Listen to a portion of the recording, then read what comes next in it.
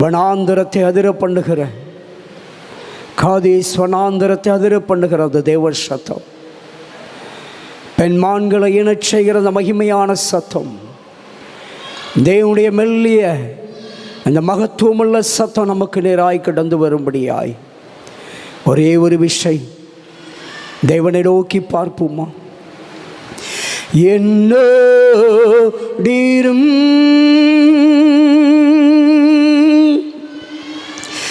என்னோடீரும்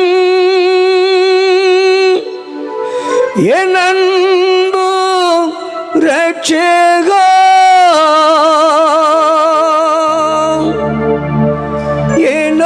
என்னோடீரும் என்னில் வல்லமை வேலேனும் ஒன்றுமே இல்லை, என்னில் வல்லமை வேலேனும் ஒன்றுமே இல்லை, என்னோடீரும் என்னோடீரும் என் அன்பு இரட்சகா, என்னோடீரும். ஆமென். ஆண்டவரே, என்னில் வல்லமையும் பலனும் இல்லையப்பா, என் திறமையினாலும் ஞானத்தினாலும் அல்ல, உங்க கிருபைப்பா, உங்க தயவு ஆண்டவரே, உம்முடைய அன்பு, உம்முடைய பலன். இந்த நல்ல வேளையில் ஆண்டவரே, உம்மை நம்பி நிற்கிற ஆண்டவரே, நீர் எங்களோடு பேசும். தொடர்ந்து உம்முடைய பிரசனம் எங்களை வழி நடத்தட்டும். அடிமை தாழ்த்துகிறேன். நான் சிறுக வேண்டும், நீர் பெருக வேண்டும். இயேசுவின் நாமத்தில் பிதாவே, ஆமென். கர்த்தர் நல்லவர். எத்தனை பேர் சந்தோஷமா இருக்கீங்க? சதமாக சொல்லுங்கள் ஒரு ஆமீன். வேதம் சொல்லுகிறது ஆம் என்றும் ஆமேன் என்றும் ஒன்றுமே இல்லை. எப்போ சீக்கிரம் முடிப்பீங்க ஐயா, நான் போகணுன்னு நினைக்கிங்களா? வா, அப்படின்னு நினைக்கிறீங்களா? இல்லையா? நான் தான் சீக்கிரம் போகணும். ஏன்னா அடுத்து ஒரு சபைக்கு நான் போகணும், செங்கோலம் போகணும். அதை முடிச்சுட்டு அடுத்து மானூருக்கு ஒரு சபைக்கு போகணும். எனக்கு தான் நேரம் இல்லை. கர்த்தர் நல்லவர். அல்லேலூயா. இந்த நாளிலே ஆண்டவரும் இரட்சகரும் ஆகிய கிறிஸ்து இயேசுவின் ஈடு இணையில்லாத விலையிற பெற்ற நல்ல நாமத்தினாலே உங்களை வாழ்த்தி வரவேற்பதிலே மகிழ்ச்சி அடைகிறேன். இத்தருணத்தை எனக்கு ஏற்படுத்தி கொடுத்த அருமையான மேலப்பத்தியை சார்ந்த அருமையான அன்பு சகோதரர் சாலமன் அவர்களுக்கு நான் இந்த இடத்தில் நன்றி சொல்வதிலே மகிழ்ச்சி அடைகிறேன். என்னை இந்த இடத்தில் அறிமுகப்படுத்தி என் அறிமுகத்தை ஏற்றுக்கொண்ட அருமையான ஐயா அவர்களுக்கு நான் நன்றியை செலுத்துகிறேன். கர்த்தர் நல்லவர். எத்தனை பேர் நல்லவர்னு சொல்கிறீங்க? அல்லேலூயா. சத்தமாக ஒரு ஆமேன் சொல்லுங்களேன். என்னுடைய பெயரை மாத்திரம் நான் அறிமுகம் செய்துவிட்டு, என்னுடைய பெயரை ஊரையும் அறிமுகம் செய்து நான் கடந்து செல்ல ஆசைப்படுகிறேன். சாட்சி சொல்லுவதற்கு நேரம் போதாது. வார்த்தையை வைத்து மீண்டும் கர்த்தர் ஒரு தருணம் தருவார் என்று சொன்னால் நான் பகிர்ந்து கொள்ள ஆசைப்படுகிறேன். கர்த்தர் நல்லவர். அல்லேலூயா. என்னுடைய பெயர் சுப்பிரமணியன் என்ற ஜேம்ஸ். என்னுடைய குடும்பத்தில் முதல் தலைமுறை கிறிஸ்துவை ஏற்றுக்கொண்ட ஒரு மகனாய் இருக்கிறேன். கர்த்தர் என்னை தெரிந்து கொண்டார். சுருக்கமாக சொல்லி அறிமுகம் செய்து நான் கடந்து சொல்ல இருக்கிறேன். என்னுடைய சொந்த ஊர் தாளையத்து அருகாமையில் இருக்கிறதான தாளையத்திலிருந்து ஒரு 5 கிலோமீட்டர் மேற்கு பகுதியில் தென்கலம் என்ற கிராமத்தில் நான் பிறந்து வளர்ந்தவன். என்னுடைய சொந்த ஊர் அதுதான்.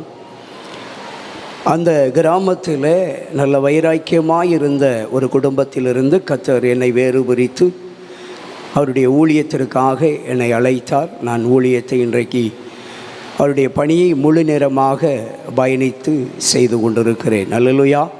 கர்த்தர் நல்லவர். மீண்டும் ஒரு தருணம் வாய்க்கும் என்றால் என்னுடைய அனுபவ சாட்சிகளை இன்னொரு முறை நான் பகிர்ந்து கொள்ள ஆசைப்படுகிறேன். கர்த்தருடைய வார்த்தைக்கு நேராக நாம் கடந்து செல்ல நான் விரும்புகிறேன். அல்லேலூயா.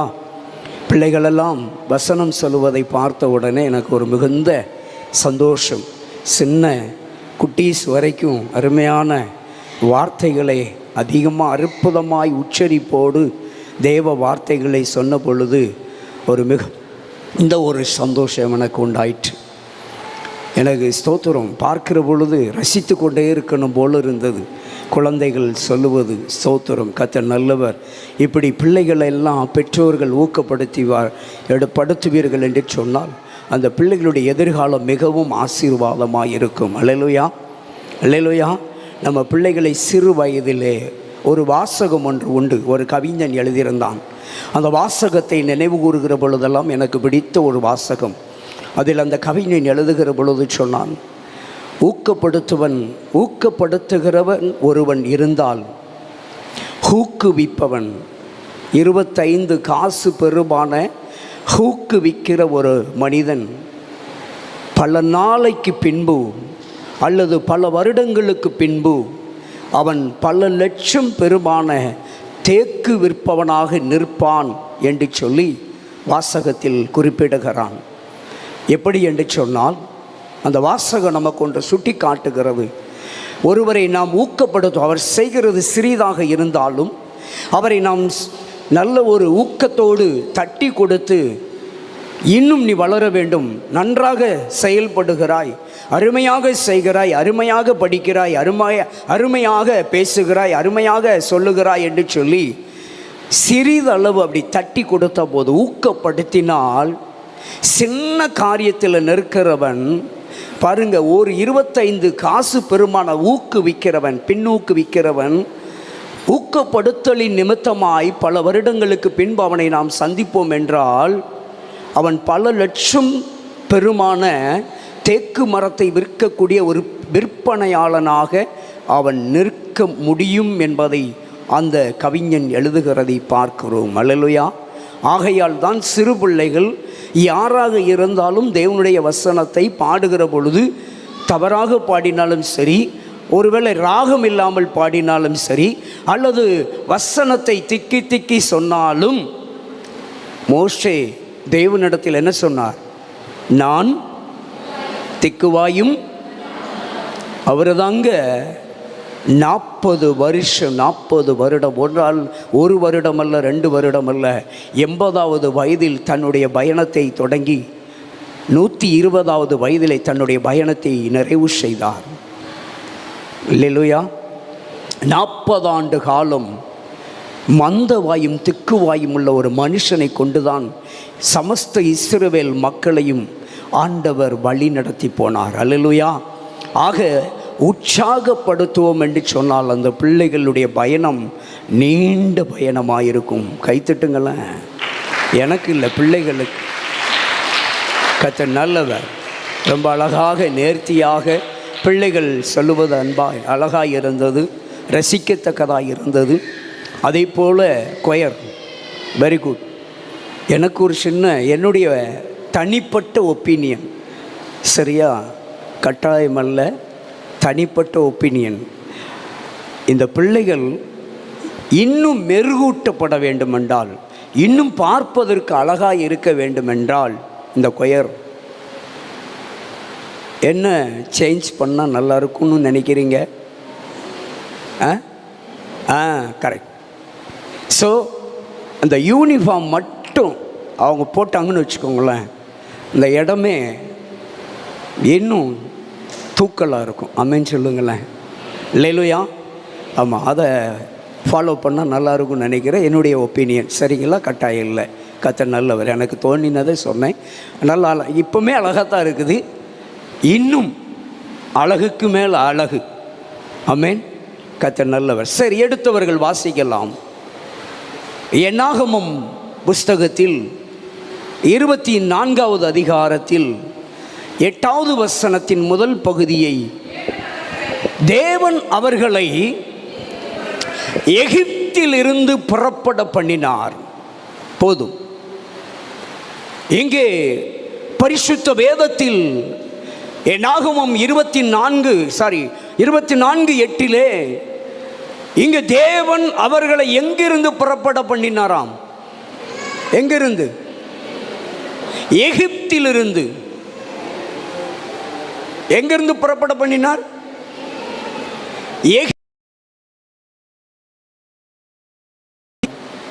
அல்லேலூயா.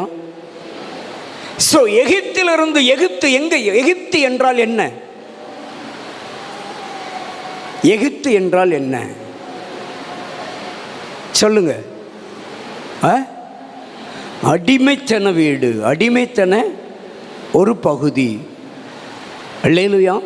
இப்ப ஆண்டவர் இஸ்ரவேல் மக்களை எங்கிருந்து புறப்பட பண்ணுகிறார்? அடிமைத்தனத்திலிருந்து சுதந்திரத்துக்கு நேராக சுதந்திரவாளிகளாக இருக்க வேண்டும் என்பதற்காக அவர்களை புறப்பட பண்ணுகிறார். இன்னைக்கு ஆண்டவர் இந்த செய்தியுடைய டைட்டில், தலைப்பு என்னவென்றால், ஸ்தோத்திரம், உங்களுக்கு ஒரு யாத்திரை இருக்கிறது. உங்களுக்கு சொல்லுங்க, உங்களுக்கு ஒரு என்னாச்சு சொல்லுங்க, பக்கத்தில் கையை கொடுத்து சொல்லுங்கள. உங்களுக்கு ஒரு யாத்திரை இருக்கிறது. எங்க யாத்திரை வேணுமா வேண்டாமா? இல்லையா? நான் அப்படியே அந்த எகிப்திலே கடைசி வரைக்கும் இருந்துக்கிடுறேன். அப்படியா? புறப்பட்டு எங்கே தான் போனாங்க? புறப்பட்டு என்ன செஞ்சாங்க? புறப்பட்டாச்சு, எல்லாத்தையும் பேக்கப் பண்ணியாச்சு, லக்கேஜ் எல்லாம் பேக்கப் பண்ணியாச்சு, சரியா? ட்ரெஸ் பண்ணியாச்சு, காலில் சப்பல்லாம் ஷூவெல்லாம் போட்டாச்சு, ஸ்டார்ட் அப்படின்ட்டாரு, புறப்பட்டாச்சு. இப்போ அவங்க புறப்பட்டு என்ன பண்ணுறாங்க? ட்ராவல். அதிசயமாக பார்க்கல. சுப்பிரமணி தப்பாக பேசுகிறனோ? அல்லேலூயா, அல்லேலூயா. கரெக்டாக தானேங்க பேசுகிறேன்? பைபிளை திறந்து பிரசங்கம் பண்ண எனக்கும் ஆசை உண்டு. நான் பைபிளை திறந்து பிரசங்கம் பண்ணால் நாளை காலையில் தான் நிப்பாட்டுவேன். அது வரைக்கும் சுப்பிரமணியனுக்கு எத்தனை கல் உள்ளுன்னு எனக்கு தெரியாது, சரியா? அதனால் நானே இப்படியே பிரசங்கம் பண்ணிட்டு போயிடுறேன். கர்த்தர் நல்லவராக இருக்கிறார். பாருங்க, ஆண்டவர் சொல்லுகிறார், மகனே மகளே, இன்றைக்கு உனக்கு ஒரு சுதந்திரவாளியான உனக்கு தேவன் வாக்குத்தத்தம் பண்ணின சங்கீதம் 105 சங்கீதத்தில் 11வது வசனத்திலே சொல்லப்பட்ட அந்த வார்த்தையை நீங்கள் சுதந்தரிப்பதற்கு இன்றைக்கு உனக்கு ஒரு யாத்திரையை கர்த்தர் தொடங்கிவிட்டார். 105 சங்கீதம் 11வது வசனம் சொல்லுகிறது, கானான் உன் சுதந்திர பாகமான. என்ன பாகமா? என்ன பாகம்? உங்களுடைய சுதந்திர பாகமான கானான் தேசத்தை உனக்கு தருவேன் என்றார். உங்கள் சுதந்திர பாகம். சுதந்திர பாகம்னா என்னங்க? சுதந்திர பாகம் அப்படின்னா என்ன சொல்லுங்க? சுதந்திரம், உங்களுக்கு சுதந்திர பாகம். நீ சொல்லிட்டு போயிட்டே இருமையா, நாங்கள் கேட்டுக்கிட்டு போயிட்டே இருக்கோம். அப்படியா? அல்லேலூயா. சுதந்திர பாகம்னா என்ன? நல்ல மார்க்கெல்லாம் சொன்னாங்க. 98 சூப்பர், வெரி குட், வாழ்த்துக்கள் அவங்களுக்கு. கர்த்தர் இன்னும் அவர்களை ஆசீர்வதிப்பாராக. இப்போ நான் ஒரு 2 கேள்வி வைக்கட்டா? சிம்பிள் கேள்வி, ரொம்பலாம் கிடையாது, ரொம்ப பெருசெல்லாம் இல்லை. 1000 தடவை 1,00,000 தடவை கேட்ட ஒரு காரியம்தான், சரியா? தெரிஞ்சவங்க டக்குன்னு யார் கை தூக்குறாங்கன்னு பார்ப்போம். நான் வேணால் ரெக்கமெண்ட் பண்ணுறேன். நிறைய கப்பு வச்சுருக்காங்க, 2 பேருக்கு மட்டும் கப்பு கொடுத்துருங்க ஐயா. தந்துருவாங்க, யார் சார்பாக கொடுத்துருவாங்க. 2 கேள்வி தான். 2 பேருக்கு யார் ஃபஸ்ட்டு கை தூக்குறீங்களோ அவங்களுக்கு அவங்க கொடுத்துருவாங்க. சரியா? கேள்வி கேட்குறேன், உடனே கை தூக்கிடணும். நான் வார்த்தையை முடிக்கக்குள்ள கையை தூக்கிடணும். எந்த அளவுக்கு நீங்கள் பைபிளை ரீட் பண்ணியிருக்கீங்கிறது அதில் தெரிஞ்சிடும். சரியா? எரிகோ கோட்டையை இஸ்ரவேல் மக்கள் எத்தனை முறை வலம் வந்தார்கள்? கையை தூக்க சொன்ன யாரு? எத்தனைம்மா? உங்க ஒரு ஆள் தானா? தப்பு அது. வேற யாராவது கைகளை போட்டுருங்க. வேற யாரும் இல்லையா? போச்சே, ஒன்லி அவுட்ட. பார்க்காதங்க, பைபிளை பார்க்காதங்க. என்னம்மா? ஆறா?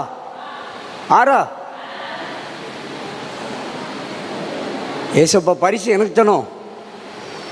சரி, அது அப்படி பெண்டிங்கில் இருக்கட்டும். அடுத்த கேள்விக்கு போகிறேன். சரியா? பாருங்க, அடுத்து ஒரு கேள்வி கேட்குறேன். இப்போ யார் கை தூக்குறாங்கன்னு பார்ப்போம். டக்குன்னு தூக்கிடணும். சரியா? ஈசாக்கு எத்தனை துறவை தோண்டினார்? என்னாச்சு? கையை வைக்காங்களே, என்ன இதுவும் தப்புன்னு சொல்லிடுவார்னு கையை தூக்க முடியலோ? இப்போ ஒரு விசிட்டிங் கார்டு ஒன்று அறிமுகப்படுத்தினாங்களே, அது ஒரு துறவில் ஒரு பேர் தான் நினைக்கிறேன். கையை டப்புன்னு இப்படி தூக்குங்களேன். எத்தனை? 3 அப்படிங்கிறாங்க. நான் சொல்லலை, அவங்க சொன்னதுங்க. என்னடா இதையும் தப்புன்னு சொல்லிடுவாரோ? எத்தனை துறவு? 3 சரின்னு சொல்கிறவங்களும் கை தூக்குங்க பார்ப்போம். அதுக்கும் சரின்னு சொன்னாலும் இவர் தப்பும் பாரு. தப்பு அங்கே பைபிள் அதுக்குள்ளே பரட்டிக்கிட்டு இருக்காங்க எல்லாரும். தப்பா சரியா? 3 சரியா தப்பா? கையை தூக்குங்களேன். சரிங்கிறவங்களும் கை தூக்குங்க. ஏன்னா கை இப்படியும் வர மாட்டேக்கு, இப்படியும் வர மாட்டேக்கு. ஆனால் பாருங்க, இப்படிலாம் தூக்கணும். சரிங்கிறவங்களும் கை தூக்குங்க. ஈசாக்கு 3 துறவை தோண்டினார் அப்படின்னு 3 தான் அடிச்சாச்சு. சிசரா தலையில் ஆணி அடித்த மாதிரி. அவங்க 7 தான் நாங்கள் சிசரா தலையில் ஆணி அடித்த மாதிரி சொன்னாங்க. அது மாதிரி கை தூக்குங்களேன். தூக்குங்கன்னு வற்புறுத்தலை. அவங்க சொன்னது சரின்னு சொன்ன யாருக்குமே பதில். என்ன பாருங்க, சூப்பரியா. இவர் எப்படியும் தப்புன்னு தான் சொல்ல போறாரு. ஏசேக்கு சித்தனா படிங்க.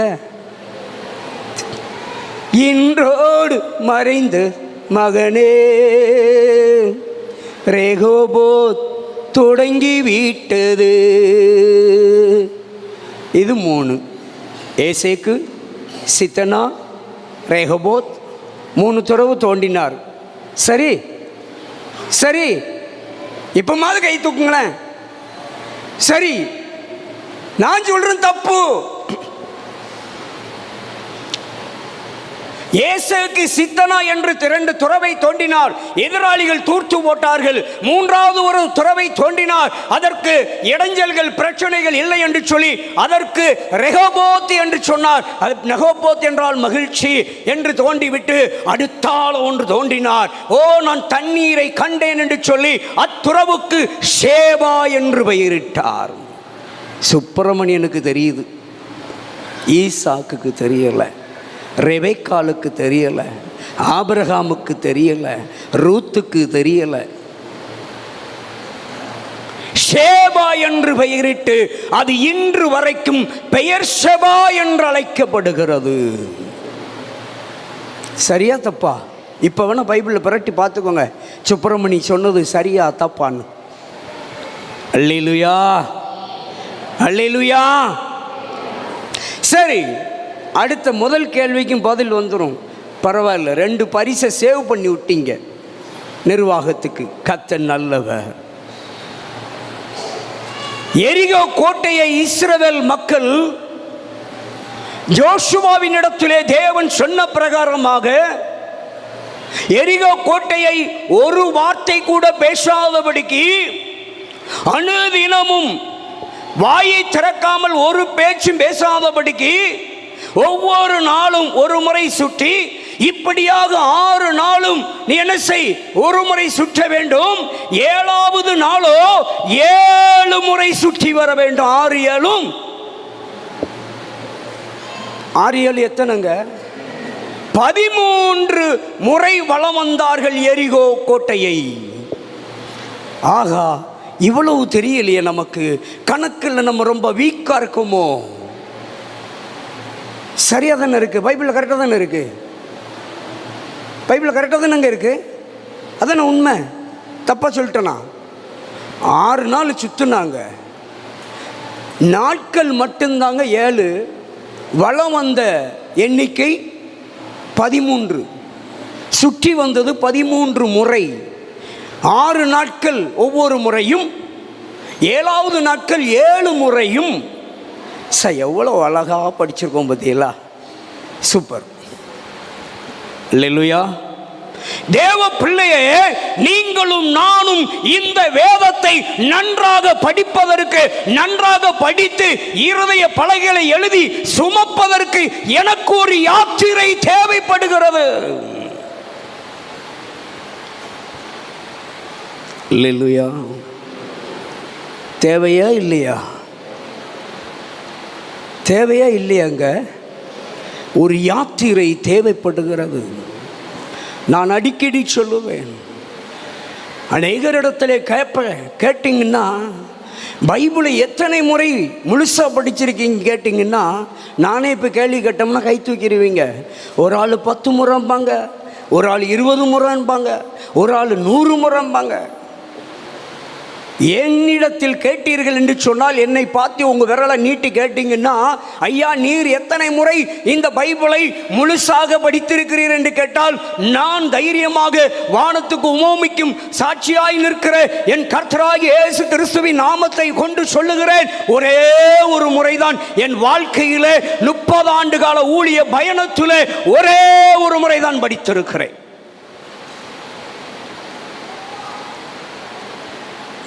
என்னடா 30 வருஷம் ஊழியம் செய்கிறாங்க, ஒரே ஒரு முறை தான் படிச்சிருக்காங்க. உள்ளதை உள்ளபடி சொல்லுன்றார். பலிபீடத்து பக்கத்தில் நிற்கிறேன், உள்ளதை உள்ளபடி நான் சொல்லணும். அப்படி நான் உங்ககிட்ட உங்களை திருப்திப்படுத்துவதற்காக நான் 100 முறை படித்தேன், 200 முறை படித்தேன்னா நியாய தீர்ப்பு அங்கிருந்து எனக்கு வந்துடும். அதற்கு நான் ஆளாக விரும்பவில்லை. உள்ளதை உள்ளபடி சொல்ல விரும்புகிறேன். ஒரே ஒரு முறை 30 ஆண்டு கால ஊழிய பயணத்தில் ஒரே ஒரு முறை தான் முழுமையாக படித்தேன். ஆனால் நான் என்னுடைய கருத்தை நான் பதிவு செய்ய விரும்புகிறேன். என்னுடைய யாத்திரையில் நான் கண்டு கொண்டது, நான் அறிந்து கொண்டது ஒன்றே ஒன்றுதான். நான் எத்தனை முறை படித்தேன் என்பது முக்கியமல்ல. நான் இந்த பரிசுத்த வேதகத்தை, இந்த வேதத்தில் இருக்கிற 66 புத்தகங்களையும் என் தேவன் ராஜாவின் மூலியமாக பரிசுத்த ஆவியானவருடைய உதவியோடு எழுதி கொடுத்த இந்த பரிசுத்த வேதத்தை, ஓ ஸ்தோத்திரம், 40 பேரால் எழுதப்பட்ட, அரசன் முதல் ஆண்டி வரை உள்ள நபர்களால் எழுதப்பட்ட இந்த பரிசுத்த வேதத்தை எத்தனை முறை படித்தேன் என்பது முக்கியமல்ல, எப்படி படித்தேன் என்பது முக்கியம். எஸ், சரிதானே? எத்தனை முறை படித்தேன் என்பது முக்கியமல்ல, எப்படி படித்தேன் என்பதுதான் முக்கியம். மார்த்தட்டி ஒரு புரோஜனம் கிடையாது. நான் 100 வாட்டி படிச்சிருக்கிறேன். அப்படி ஒருத்தர் மார்த்தட்டிட்டு வந்தார். இப்படி கேள்வி கேட்கல ஒரு ஊழியக்காரர் என்ன மட்டும் தட்டுனார். அடா 30 வருஷம் ஊழியம் செஞ்சுட்டு ஒரு முறை படிச்சிருக்கான், எல்லாம் என்ன ஊழியக்காரன்னு சொல்லி இப்படி மைக்கிலே சொல்லிவிட்டார். ரொம்ப சந்தோஷமாயிட்டு, உம்மை அடுத்து எனக்கு என் பகுதி வரும் பாரு, உம்மை பிடிச்சிருந்தான் சாரட. 100 முறை படித்தவர்கிட்ட நம்ம எவ்வளோ எதிர்பார்ப்போன்னே. ஒரு முறை படித்தவன்கிட்ட ஒரு கேள்விக்கு நம்மளால் பதில் சொல்ல முடியலையே, 100 முறை படித்தவர்கிட்ட எவ்வளோ கேள்வி இருக்கும். கேள்வி எவ்வளோ இருக்கும் என்பதை விட எத்தனை விதமான பதில்கள் இருக்கும் என்று சொல்லி நான் என்ன பண்ணு கொண்டேன், புரிந்து கொண்டேன். நான் எனக்குள்ளே ஒரு கேள்வியை கேட்டேன். அவர் பகுதி முடிஞ்சது, மைக்கை கொடுத்தாங்க. நான் சொன்னேன், நான் இன்னைக்கு பிரசங்கம் பண்ண விரும்பலை, ஐயா கிட்ட இருந்து நான் தெரிஞ்சுக்கிட்டு நீங்களும் நானும் ஒன்றை தெரிந்து கொண்டு போகணும்னு சொல்லி அவர்கிட்ட ஒரு கேள்வி எழுப்பிட்டு, இந்த கேள்விக்கு அவர் கொடுக்குற பதில் தான் இன்னைக்கு உங்களுக்கு பிரசங்கம்னு சொல்லிட்டு கடந்து போயிட்டேன். 100 முறை படித்தேன் என்று சொல்லி மார்த்தட்டி விட்டுட்டு ஒரு முறை படித்தவனை இழிவாக பேசிவிட்டு உட்கார்ந்த ஊழியக்காரனை மைக்க கொடுத்து உட்கார வச்சுட்டேன். கேட்டேன், ஐயா 100 முறை படித்தவரிடத்திலே நான் ஒன்றை எதிர்பார்க்கிறேன். நான் ஒரு முறை படித்தேன், உங்ககிட்ட நான் வர முடியாது, ஆனால் நான் உங்ககிட்ட ஒன்றை எதிர்பார்க்கிறேன். என் யாத்திரையில் ஒன்று தெரிந்திருக்க வேண்டும். என் யாத்திரையில் நீங்கள் 100 முறை மதுரைக்கு போயிருக்கீங்க ஐயா. 100 முறை மதுரைக்கு போனவருக்கு தெரியும் ரைட்ல எந்த கடை இருக்கு, லெப்ட்ல எந்த கடை இருக்குன்னு சொல்லி உங்களுக்கு தெரியும். நான் ஒரே ஒரு முறை தான் போயிருக்கிறேன். 100 முறை போனவருக்கு தெரியும் எத்தனை டோல்கேட் இருக்குங்கிறது. 80 படி கேட்டேன். ஐயா வசனத்தை நானே படிச்சுக்கிடுறேன், எனக்கு ஆன்சர் தான் தேவைன்னு. அன்றியும் ஒரு ஸ்திரீ 10 வெள்ளி காசை உடையவளாயிருந்து, எத்தனை காசு, எத்தனை காசுங்கய்யா? 10 வெள்ளி காசை உடையவளாயிருந்து ஒன்றை தொலைத்தாள் அப்படின்னு எழுதியிருக்கு. அதுக்கு கீழே வாசிக்கணும் வேண்டாம். நான் அங்கே நின்றுட்டேன் அவர்கிட்ட. ஐயா இந்த 10 வெள்ளி காசு என்னதுயான்னு கேட்டேன். இதை மட்டும் எனக்கு சொல்லிடுங்க, 100 முறை படிச்சிருக்கீங்க எல்லாம், அது மட்டும் எனக்கு சொல்லுங்க ஐயா. நான் ஒரே ஒரு முறை தான் படிச்சிருக்கிறேன். நீங்கள் அதை சொல்லிட்டீங்கன்னா நானும் இன்னிலிருந்து விளக்கெண்ணை வாங்கி என் கண்ணில் ஊற்றிட்டு ராத்திரி பூரா தூங்காமல் உட்காந்து 100 முறை எப்படியாவது படிச்சிருதையான்னு. அவரும் வந்தார், மைக்கை எடுத்தார். ஐயா 10 வெள்ளி காசு, யூத குமாரத்திகள் நெத்தியில் அணிஞ்சிருக்கிற அந்த பட்டை, அது கல்யாணம் ஆகனா ஆகாததான்னு அடையாளம் காண்பதற்குன்னு சப்ப கதையை கட்டிட்டு போனார். இயேசு கிறிஸ்து பேசுகிற ஒவ்வொரு வார்த்தையிலும் மறைபொருள் இன்டைரக்டாக தான் இருக்கும் ஒழிய, இயேசு கிறிஸ்து வாயிலிருந்து வருகிற ஒவ்வொரு வார்த்தையும் டைரக்ட் வேர்டு கிடையாது, இன்டைரக்டான வேர்டு. அதுக்கு வேறொரு அர்த்தம், வேறொரு பதம் இருக்கிறது. கேட்ட உடனே அவர் இதுதான் ஆணி அடித்து சொன்னார், இதுதான் ஆணி அடித்து சொன்னார். நான் சரி உட்காருங்க எப்போதும், உங்கள் ஆணியை நான் பிடுங்கி விட்டுருதேன் அப்படின்ட்டு உட்காந்து மைக் எடுத்துட்டு 10 வெள்ளி காசுனா என்னதுன்னு சொன்ன உடனே ஐயோ ஆமாம் புரிஞ்சிட்டா. இதை தான் நான் சொல்கிறேன், எத்தனை முறை படித்தேன் என்பது முக்கியமல்ல, எப்படி படித்தேன் என்பது தான் முக்கியம். என் அன்பு தேவ பிள்ளைகளே, உங்களுக்கும் எனக்கும் ஒரு யாத்திரை இருக்கிறது. என்ன யாத்திரை என்றால், அண்ட சராசரிகளை உண்டாக்கின சர்வ வல்லமை படைத்த தேவாதி தேவன் இந்த பரிசுத்த வேதத்தில் உங்களுக்காக எனக்காக வைத்திருக்கிற வாக்குத்தத்தத்தின் சுதந்திரவாளிகளாய் இருக்கிற நீங்கள், இதில் எழுதப்பட்ட லட்சோதிபதி லட்ச வாக்குத்தத்தங்களுக்கு நீங்கள் சுதந்திரவாளிகள் என்பதை மறவாமல், இந்த வாக்குத்தத்தங்களை எல்லாம் நீங்கள் சுதந்தரிக்க வேண்டியதற்கு உங்களுக்கு ஒரு யாத்திரை தேவைப்படுகிறது.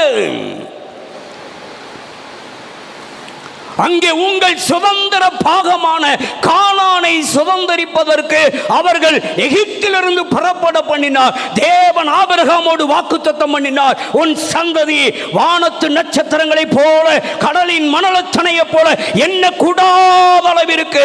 ஓ, நான் பெருக பண்ணுவது மாத்திரமல்ல, அவர்களுக்கு கானானை நான் கொடுத்து பாலும் தேனும் ஓடுகிற இந்த கானான் செழிப்பான இந்த தேசத்தை உன் சந்ததிக்கு கொடுப்பேன் என்று வாக்குத்தத்தம் பண்ணினாரே, அந்த வாக்குத்தத்தத்தை சுதந்தரிப்பதற்குரிய யாத்திரை தான் அந்த யாத்திரை. அல்லேலூயா, அல்லேலூயா. இப்ப நமக்கு உண்டானதை சுதந்தரிப்பதற்கு புறப்படணுமா வேண்டாமா? சொல்லுங்க, யாத்திரை வேண்டுமா வேண்டாமா? அல்லேலூயா. யாத்திரை நமக்கு மிக அவசியம், மிக அவசியம்.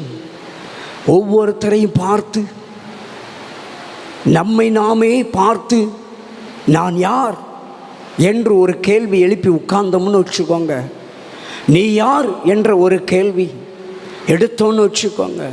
ஒரு முறை ஒரு இடத்திற்கு ஊழியத்திற்காக ஆயத்தப்பட்ட பிள்ளைகளை ஒரு 10, 80, 70 பேர்கிட்ட கூட்டி வச்சுருந்தாங்க.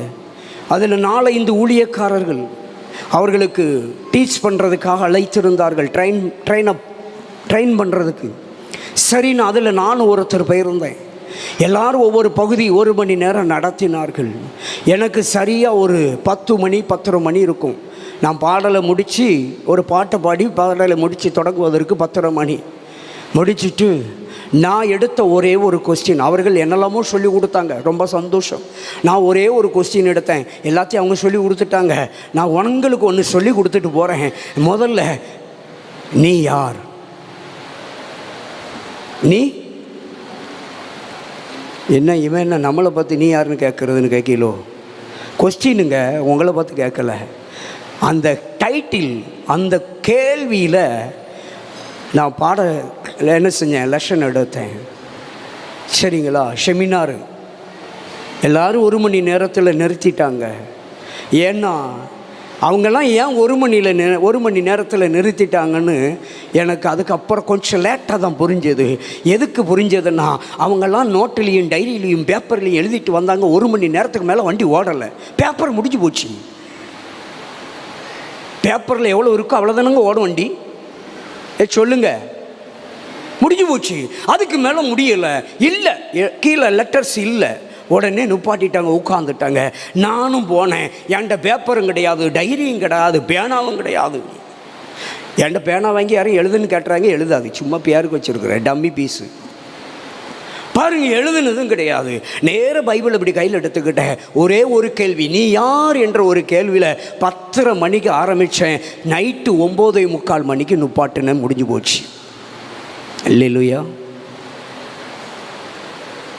சட்டியில் எண்ணெய் இருந்தால் தான் ஆப்பையில் வரும். சொல்லுங்க, சட்டியில் பெண்களுக்கு தான் தெரியும்ண்ணே.